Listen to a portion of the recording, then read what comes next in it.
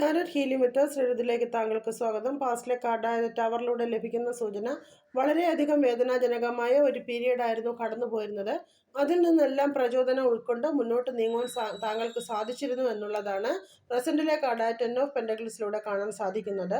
കാര്യങ്ങളിൽ ശ്രദ്ധാപൂർവം ആസൂത്രണം ചെയ്ത് മുന്നോട്ട് നീങ്ങുവാൻ താങ്കൾക്ക് കഴിഞ്ഞേക്കും. തൊഴിൽ സംരംഭങ്ങളിൽ നിന്നുള്ള സാമ്പത്തിക ലാഭവും കുടുംബ സമാധാനവും എത്തിക്കാൻ സാധ്യത കാണുന്നുണ്ട്.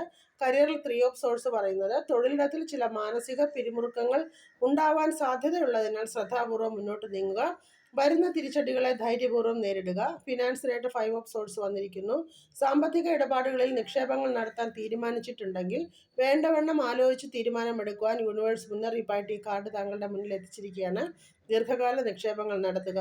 ഫോക്കസിനായിട്ട് ദ ഫൂൾ ആണ് വന്നിരിക്കുന്നത്. പുതിയതായ ഒരു ജീവിതശൈലി ഉണ്ടാകുവാനായി ശ്രദ്ധ ചെലുത്തേണ്ട ഒരു സമയമാണിത്. സാമ്പത്തികം, ഫാമിലി, കരിയർ ഇവയിൽ ഉന്നമനത്തിനായിട്ടുള്ള കാര്യങ്ങൾ കണ്ടെത്തി പ്രവർത്തനക്ഷമമായി മുന്നോട്ട് നീങ്ങുക. ഏവർക്കും ഒരു ശുഭദിനം. നന്ദി, നമസ്കാരം.